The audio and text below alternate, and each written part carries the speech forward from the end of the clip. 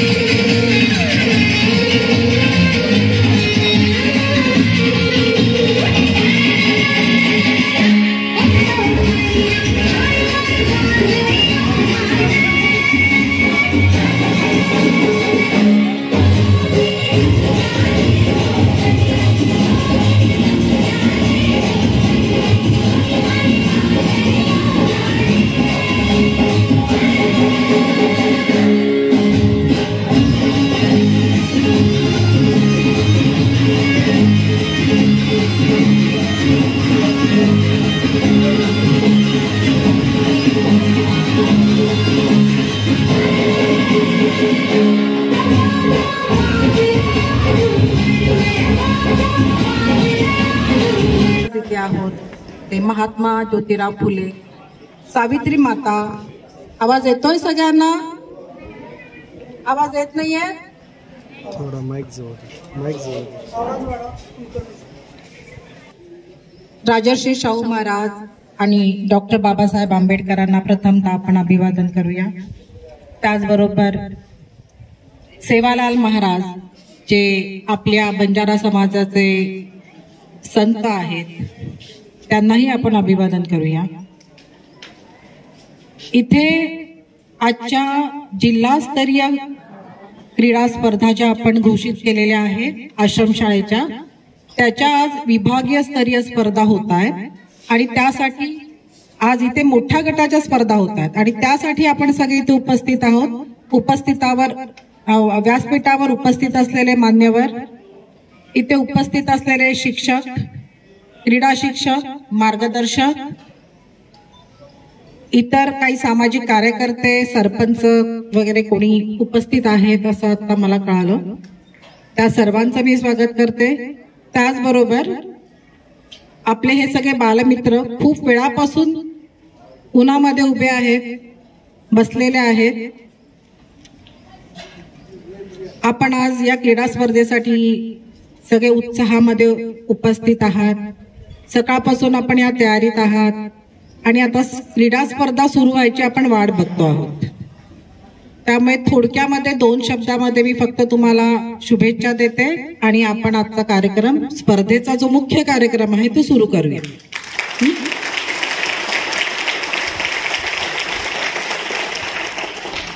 आजच्या आपल्या ज्या स्पर्धा आहेत त्या आपण खूप शॉर्ट नोटीसवर घोषित केल्या की आपल्याला जिल्हास्तरीय स्पर्धा घ्यायच्या आहेत आणि त्यासाठी पहिल्यांदा आश्रमशाळा स्तरावर आणि नंतर विभागीय स्तरावर आणि मग हे 4 विभाग जे केलेले आहेत आपण जिल्ह्याचे, त्याचे जिल्हा लेवलला आपण स्पर्धा घेणार आहोत।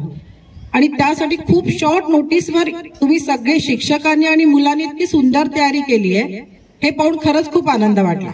मला वाटलं होतं की आता या वेळेला आपण थोडंसं ऍडजस्टमेंट करूया, पटकन आपण स्पर्धा घेतोय तर जसं होईल तशा स्पर्धा घेऊया, पण इतकी सुंदर तयारी सगळेजण, मी जिथे जिथे व्हिजिटला जाते तिथे तिथे सर्व मुलं मला प्रॅक्टिस करताना दिसत आहेत।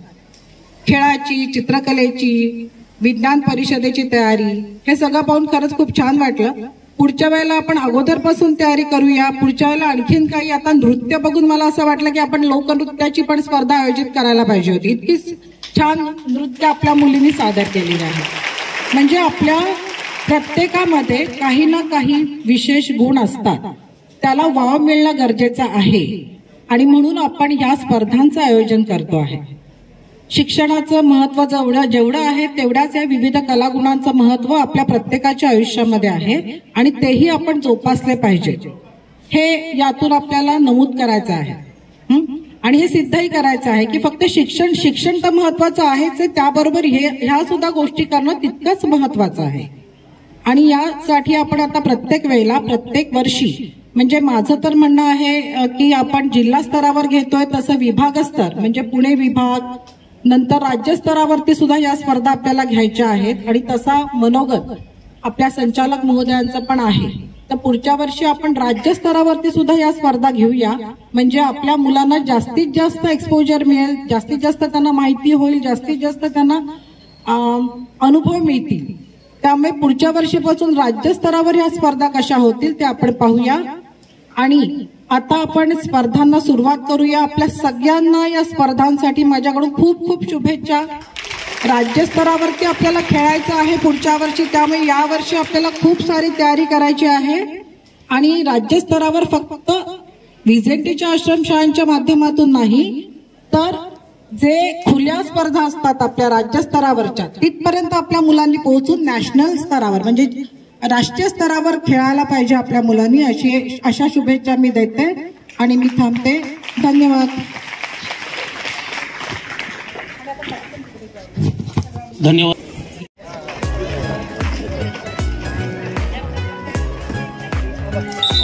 सर्व खेळाडूंनी बसून घ्या। मैदानाचं उद्घाटन सन्माननीय मनीषाताई फुले यांच्या शुभ हस्ते क्रीडा जोगपीठून आजच्या स्पर्धेचं उद्घाटन संपन्न होत आहे। त्याचबरोबर माजी प्राचार्य राजाराम जगताप सर, माजी सरपंच हरिचंद्र राठोड, श्रीकांतजी पवार सर, सर्व मुख्याध्यापक, सर्व क्रीडा शिक्षक यांच्या उपस्थितीमध्ये हा कार्यक्रम या ठिकाणी संपन्न होतोय. जोरदार टाळ्यांच्या गजरामध्ये आपण पुन्हा एकदा या ठिकाणी स्वागत करायचं आहे. या मशालीचं उद्घाटन या ठिकाणी संपन्न झालेलं आहे. 100 मीटर धावणे मुलींच्या गळ्यात आपण तयारीत राहणार. पलीकडे 14 वर्ष वयोगट खेळाडूंच्या वतीनं हे संचलन या ठिकाणी संपन्न होत आहे.